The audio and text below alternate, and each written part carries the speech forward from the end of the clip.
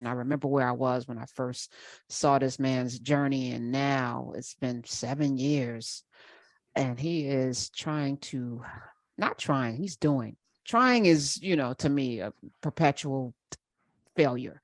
He's actually out there doing, planting seeds and growing things. And we just missed on the 24th National Food Day. But let's talk about it. March for Food, Mr. Ron Finley, Guerilla Gardner extraordinaire. Hello. Hello. Nice to see you, Karen. How you been? Missed you. Where's the I love? miss you. Where's the love? I know. Is there any love? Listen. So there was a pandemic, right? And then I'm still No, in. there was. Yeah, there There was, was. or Oh, there is. was there what? Or there is. There is. So that's what I'm saying, and I'm still in it. I was in the supermarket, in my holistic, buying my spinach and stuff, and I'm like, I'm the only person in here wearing a mask still. Yeah, no. All right, I'm just gonna do it. How have you been? I've been just like I've always been, a beautiful thing. Yes, I you woke are. up Yes, you are. woke up this morning. I get to celebrate. I stopped all that living in the future that they have us doing. It's like everything we do is in the future. You go to elementary school, not to go to elementary school. You go to elementary school, you junior high school, you go to junior high school, you go to high school, and then you go to college, and then you go get a job. It's always everything's in the future. Let's enjoy this. It's called the present. Let's get with it. Let's appreciate this. And so people like, so what do you in 5 years? I'm like, I don't know. I hope to wake up tomorrow. Then we'll deal with that. Love it. You're right. I've been missing out. Renee, he's saying a whole thing. I'm like, I know. I love make my way. Right? All right. So he's got this shirt that says all we need. And I was like, what? All we need is what? And then show us what's on the back. I need to show the back. Yes. Can you see the back? Yeah, we can see it. All we need is air, light, beauty, soil, water, patience, and love. That is amazing. Yes, that is all we need. Well, it's not. It's like it shouldn't be amazing. It's like when people tell, oh, what you're doing is amazing. It's not amazing. It's not. It's like grass. Do you think amazing? The most amazing thing on this planet, you can't see it. It's called air. Try doing without it. See how that worked for you. I'll wait. But it's like, it's the things that, this is not amazing. You can't eat no damn diamonds. Okay. So that goes back to, what do you value? Do we value self? No, we don't. We've not been trained to. What do we pledge our allegiance to? Silly. Yes. So is anybody ever told you you're the single most valuable, the single most brilliant, the single most precious, the single most worthy thing on this planet? No. They go to schools and they get standardized education when 90% of them ain't standard. So you teach them education should be custom, like my suits, so it's like that. So it's like, yeah. So I was one of those kids, dyslexic as hell, didn't know how to read the way I'm supposed to, but yeah, it's that. I mean, all that future living, stop, because it's all you're gonna be on is what's it called? A hamster wheel for the rest of your life. Ron, do you think how was your work impacted? You guys talked about COVID, and we're still in COVID. How was your work impacted during COVID? It was very impactful because it impacted my work a lot because I wasn't able to go travel the way I travel. I mean, mostly what I do is I'm out speaking, and it hurt me a lot in that sense. But again, it brought me a lot of solace. I didn't leave my office for 2 months, which was cool. And I didn't have a problem with it. I didn't have to go nowhere, because if you can't feed yourself, you can't free yourself. He is wearing handcuffs. Wait, hold on, Renee. Yeah. Let's look. What? Let's look. That's your new jewelry. Yeah, that's my jewelry, because Wow. it shows basically that we not free. We only what I like to call half-ass free. Mm. You know, and we have this disdain for growing our own food because we think it's akin to slavery, and to me, it's akin to freedom. You know, and that's what we need to be doing, is getting ourselves free from the shackles that bind us. So, see, we're only, it's like this. We still got one of the handcuffs. Wow. So no, Wow. that's what this is about. It's not about food to me. It's about freedom. Gardens equal freedom to me. You know, we need to value them. We need to value self. And I think that's where it starts. You know, you got these people in our communities, you know, robbing people, taking your phone, taking your watch. For what? For what? It's because shooting people for things. It's because you don't see no value in yourself. You know, so how can you possibly see value in somebody else? Because you think these things, these baubles and bangles, you think that they give you value, and they don't. You know, we are the most valuable properties. We are the most valuable resources on this planet, besides the planet. So Ron, I just want to follow up real quick on I know COVID impacted you, but in terms of your message and people receiving your message, I feel like COVID was one of those things where we had to be brought down to our most basic kind of selves, right? And so was there renewed interest in growing our food and taking care of ourselves and all of that during COVID? Then did you have more of that during COVID than you did pre-COVID? I'm just wondering if that helped people get centered. I was able to see it more. I don't know if I had more. I was able to see it more. I had the #1 masterclass in the universe. My masterclass is on gardening. And why is, I mean, you got people like Martin Scorsese and Steph Curry and, you know, Serena Williams. How this guy that nobody knows who the hell I am, he grows food on the street with the, you know, how does he wound up with the biggest masterclass in the world? It's because this is who we are. I show people true value. Again, if you can't feed yourself, you can't free yourself. And it's like people are like, oh, so they saw the value in it during the pandemic because there was nothing on the shelves. You know, but it took us, like you said, to get all the way down butt naked and realize, oh, damn, I don't have nothing to eat. So that, I think that's why. So yeah, it changed a lot of people's lives, a lot of people's, and all over the world. This is not, people think this is not just a problem here. This problem is manufactured and it's all over the world. And the bottom line is your food is killing you, and it's accidentally on purpose. It's on purpose. It's by design. Wow. Is it killing us, or is it making us sick enough to stay to keep the pharmaceutical companies in? It's killing you, Karen, but it's real slow. It's like what they call, it's like a drip IV in your vein. It ain't taking you out, you know, because you still got to fill these hospitals and these prisons and, you know, all these other things. But is it killing you? Yeah. It's like I asked the question, you guys, you know, I want your listeners to know, who knows what those, when you buy your fruits and vegetables, they got the barcode little sticker on there that's not biodegradable. It's the only thing that don't compost in the food. Does anybody know what they mean? Does anybody know what those numbers are? You know, any of you guys tell know? us, Ron. No. You know, Rene? I'm scared. I'm scared to find it. Terrible. Don't be scared. It's terrible. Every piece of fruit you buy has these numbers on it. And nobody knows what the hell nobody looks at what this number is. A 4-digit, a 3-digit, a 4-digit, and 5-digit. What they telling you is if this food's gonna kill you or not. Literally.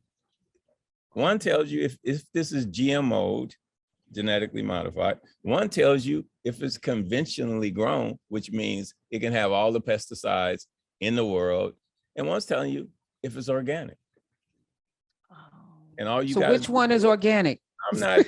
They take their asses on their computers like they on right now and figure it out. Find out. What does the numbers? Because the bottom line is stop. I'm not feeding. No, feed yourself. So we keep giving people that word giving, and all we doing is setting people up for free. stuff. You know what I'm saying? Yes. So, no, figure that out. This food literally is telling you, am I gonna kill you or not? And like we said earlier, it's slow. It ain't gonna just make you fall over, but it's gonna have you with conditions that you don't need.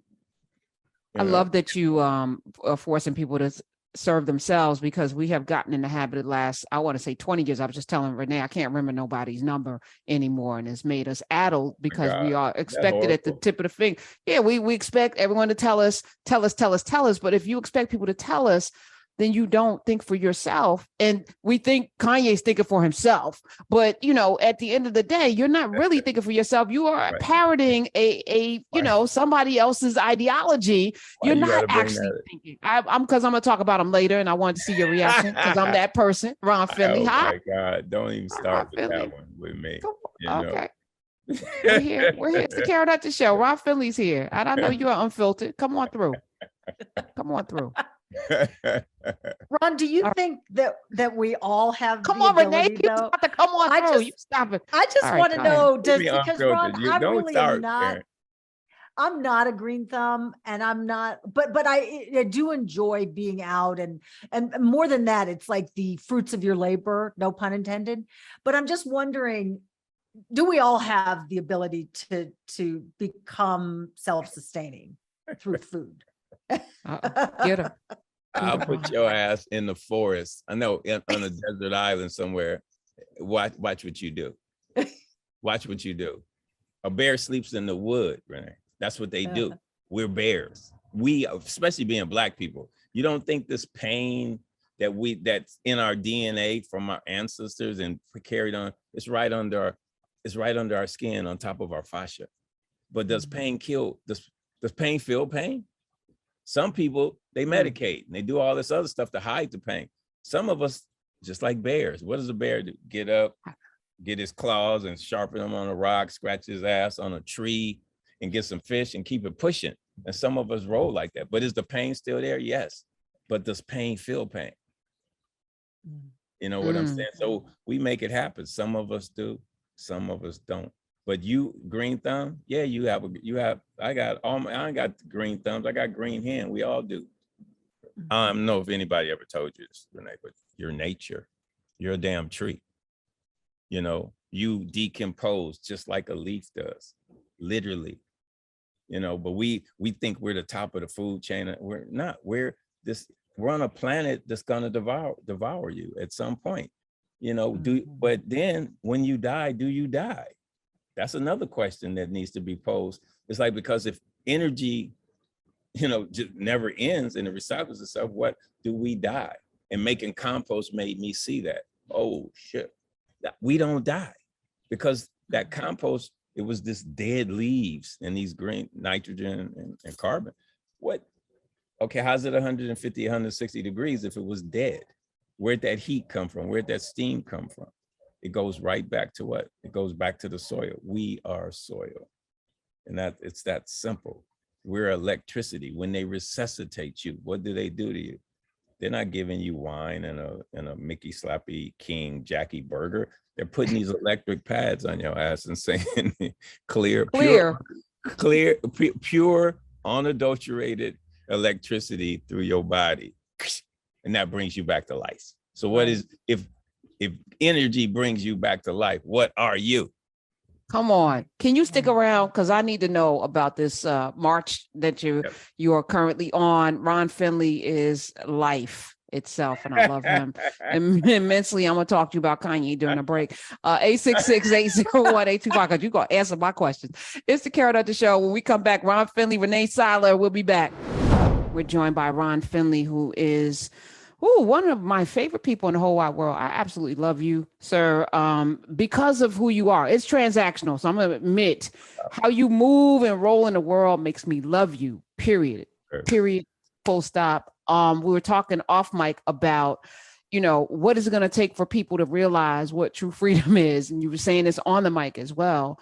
So I'm going to pose this question back at you, because you have rose to fame or notoriety or, you know, whatever, because of your messaging. You tell the truth. So it must resonate. But are you concerned it's not resonating enough? No, it resonates, but with this comes a target. You know, it's like, yeah, it's like the march we just did. I don't march first. Let's start that. I don't march, because that's why we call it the last march for food in DC. But you Okay. got to think, it gives you a target. It makes you a target. You remember what happened Of who? I have a dream. Oh, Oh, okay. All right. yeah, Because so it makes the truth. So you're saying because you speak, I don't want to process that. no. You got to keep, babe, you got to process this, Karen. You know, you got to think about outcomes, just like with everything you do. The income, you got to think about the outcomes. Yeah, does it resonate? Yeah. Is it resonating? Yes. Do I want it to resonate more? Hell yeah. I mean, the bottom line, again, I'm gonna say it, we have to change people's DNA to make them realize that they are the single most important thing on this planet, and that there's enough. You know, how do we how do we change man's need for greed and change it to man's need for seed? You know what I'm saying? And it's like the thinking, does anybody ever taught you as a child that a seed, this one tiny ass seed, has millennia in it already? This one seed has 1 million seeds in it. Wow. A trillion, infinity. Nobody's taught us that. We would look at things differently. We would look at leaves. We would look at branches on a tree, because why aren't we showing these kids how to make compost? How to, you know, and the thing about it, I'm standing on this corner, double up my money. Go mow somebody's grass, cut their bushes, and then make that into compost. And then you get 2 checks. You get the check for cleaning it, and then you sell it back to them. That's the double up. What have you paid for it? Absolutely nothing. Why aren't these kids why aren't we teaching them this in elementary school and kindergarten to start worm farms? Because the worm's gonna have so much sex that now you're gonna be able to sell worms. They're gonna give you 2 products. They're gonna give you worm castings, basically worm food, and they're gonna give you worm tea. And all of those have a value. And what have you paid for them? Right. You know, so it's like there's an economy there that we are not exploiting.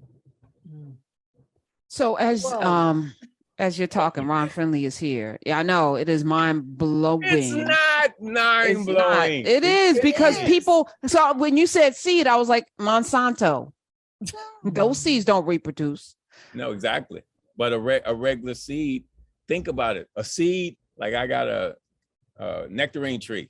If seed fell, I got a big nectarine tree for years. Think of all the produce that nectarine tree, and every piece of fruit in it has a seed, and every piece of fruit that tree got has a seed.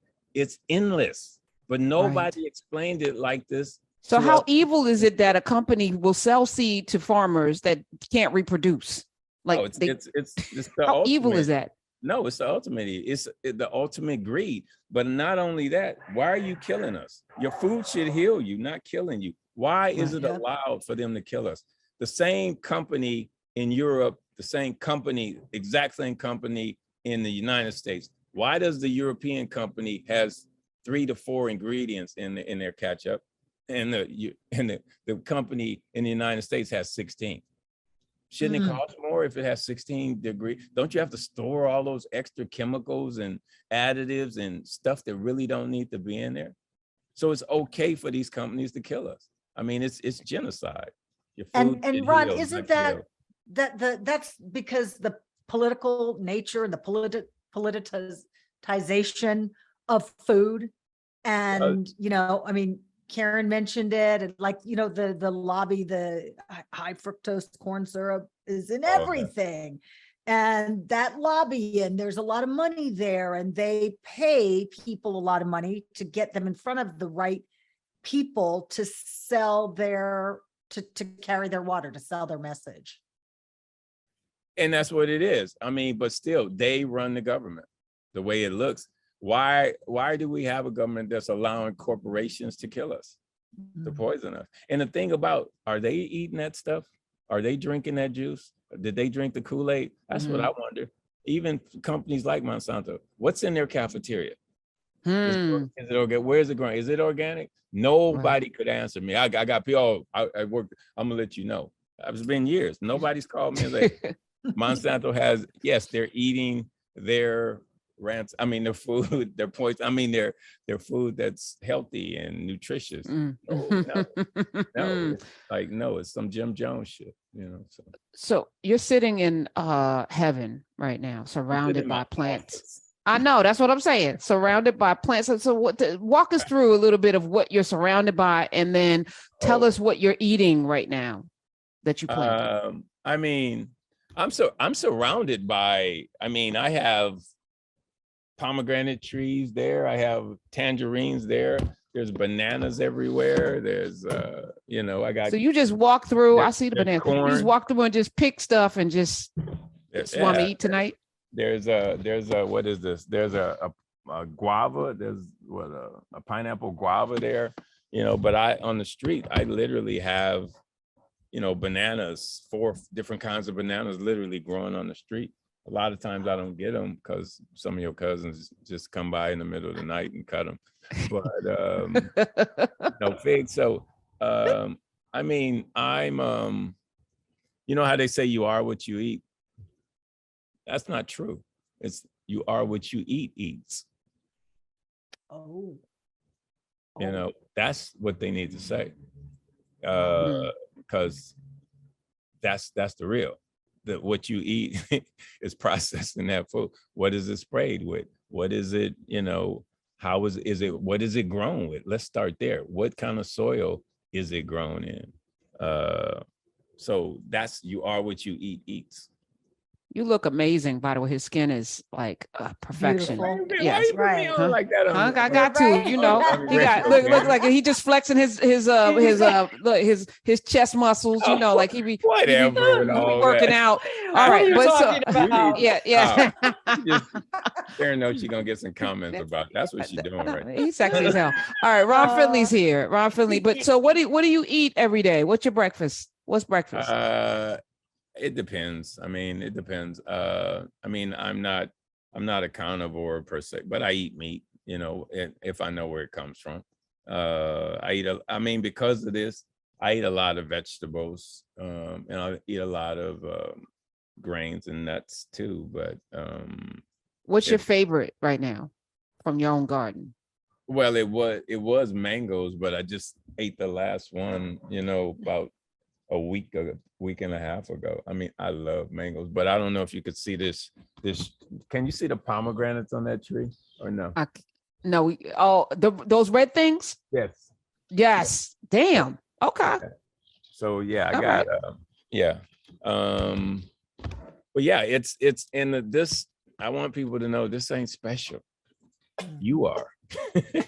This is normal. This should be, we can make this normal. We can make growing your own food and sharing your own food and being healthy with each other. Because if you grow together, you grow together.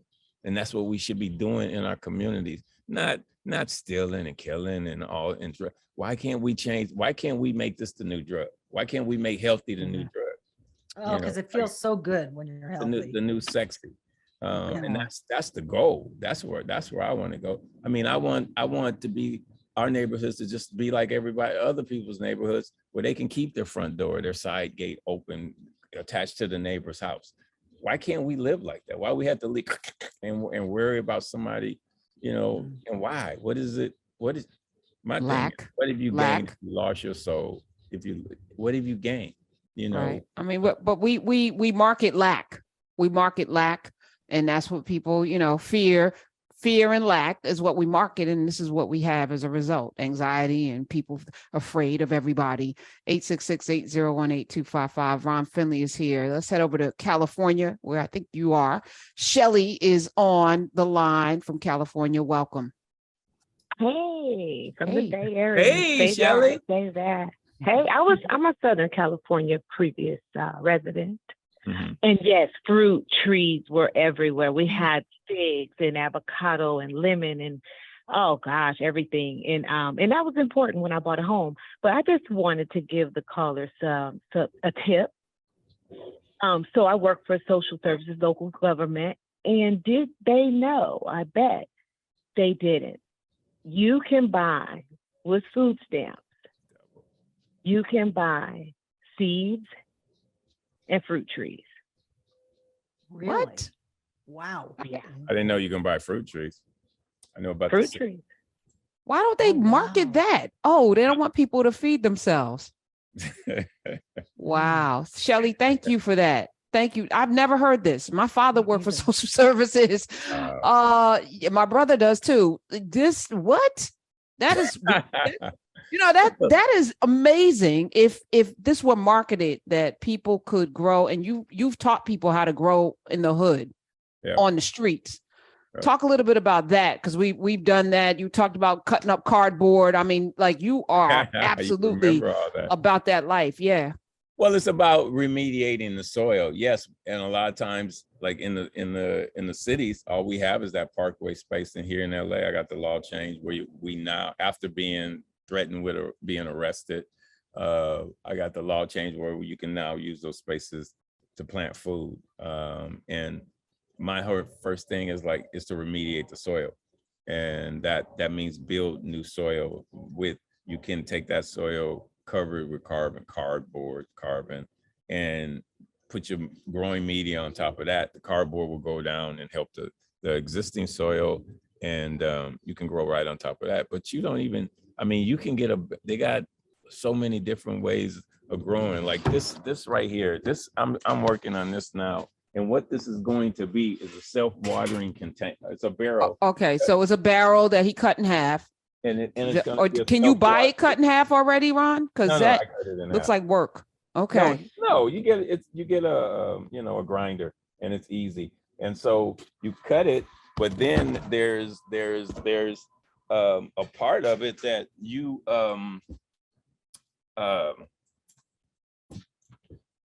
let me see if I can do this real quick. Okay, because it's live radio. This part out. You guys see this? Okay. Yep. You cut that part out.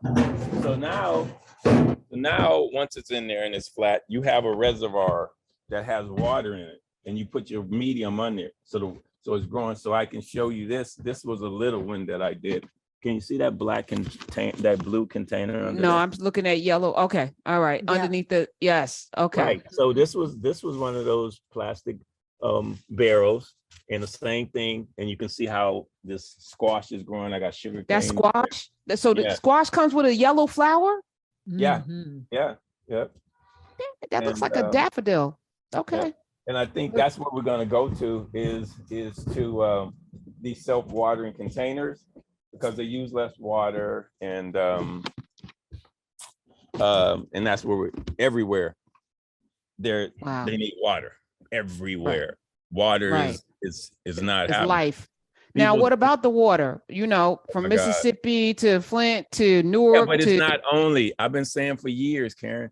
People think it was only Flint. We haven't seen the tip of this water situation. Montclair. So what do we do? We live someplace. We turn on the spigot. We got a shower. Our biggest organ, skin, is absorbing this water with lead and all kinds of poisons in it. How do you get clean water in California? What are you doing?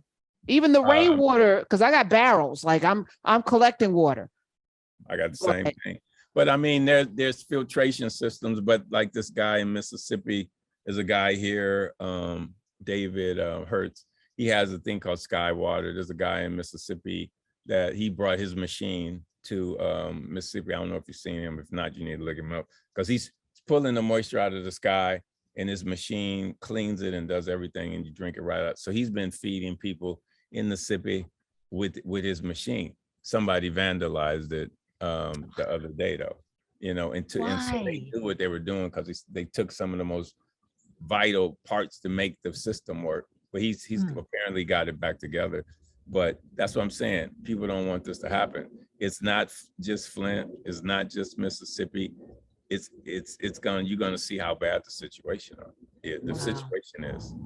So what do you suggest? Because we need water. Water is life. I'm reduced to, because I don't do plastics, but I got my metal, my aluminum, but give us some tips, please. I mean, with the water situation, to be honest, I don't know. I mean, I don't know. I mean, we need, if there is no water to be had, what are we going to do? I mean, but what we need to do is conserve it. And that's what I think a lot of these self-watering systems, because you get to aquaponic systems, you know, where you got the fish and the food growing together.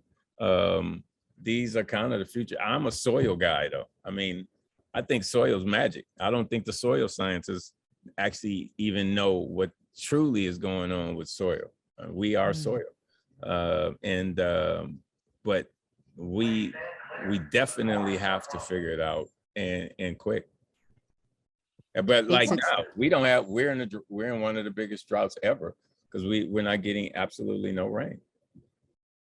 Ron, if we wanted to get started or we wanted to change, we want to teach our kids, you know, like, because I think you're right. I have adult children now, but I can't remember them learning anything about this. I can't remember them bringing anything home about, you know, growing and when what you said about composting, about energy, I mean, I'm just like, right. So what do we need to do for the generations coming up behind us? And really just talking to you makes me want to go, I'm going to go get my gardening gloves and get out there and grow something, anything, but something. Change your food, change your life. Save your food, save your life. I mean, we just need to get back to growing and harvesting and cooking our own food. It's a life skill. It's not something that frivolous that the ladies at lunch in England or wherever the hell. It's the life skill that everybody needs to know because they can't take that from you. You know, if you can make something, if you can build something, it's a skill set that no one could take. And growing food and harvesting and eating it, nobody can take that away from you. And that's what we need to be. Put that seed in the ground. That's where you go. That's what we do. And that's how we change. That's how we start to change people's DNA when they say, oh, this one seed gave me how much? Wow. You know, I mean, the stories that I get to hear from people who, you know, to tell me I inspired them to start growing food is, I mean, some of them have you in tears because I didn't realize what I was saying was, you know, that hard. And you think most people, and they haven't ever eaten a piece of fruit off of a tree. Most people haven't, you know. I think more people haven't than have.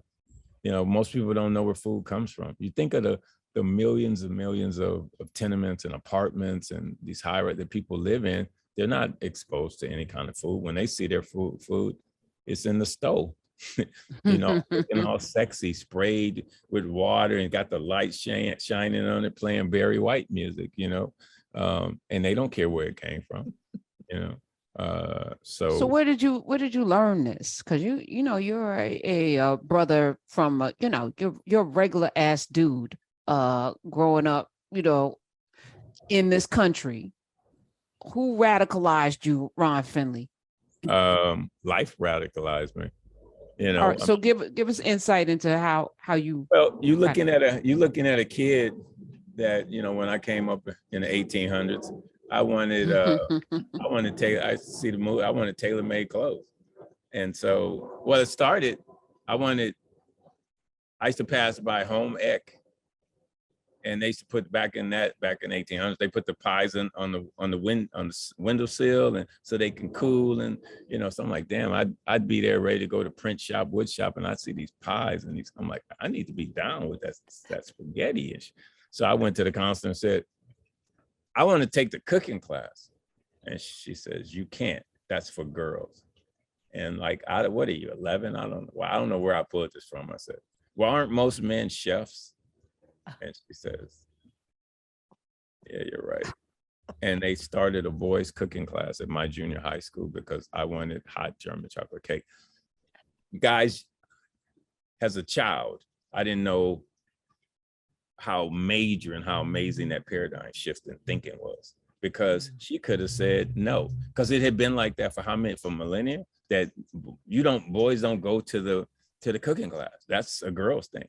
And so that this person would say yes. And they started a boys cooking class because of that. So I was that kid. I was the kid. I didn't have filters. Like my brother said, he don't have no regulator. I mean, the same thing happened with with me, going into fashion, I realized the clothes at 15, the clothes didn't fit me. They didn't feel right on me. And because we had to accommodate the clothes, not the clothes accommodate us. Where other people's, the clothes were made for them. It was made for their bodies. It was made for their center back, neck to waist measurements, where theirs is longer than ours, theirs is shorter. We need more. For all you black women, you have that wrinkle in the front of your skirt when you put it on, and you think you can alter it. You can't. It's in the pattern. You can try to cut it out, but it's not. What that wrinkle is causing, because it's lifting up the back of the skirt, giving you more room for your assets. And so with that lifting, it's causing a wrinkle there. So you need more. So our bodies are different. Other folks' bodies is generally, this is your waistline, or like this is your front. We're like this. We're made like when you put a belt on, it's not straight around. If you look it's like high general. So I took this I wanted my color, and from making my clothes took me to, I want my whole life to be custom, everything, cars, my furniture. I wanted to be able to sit down and like, oh yeah, this made for me.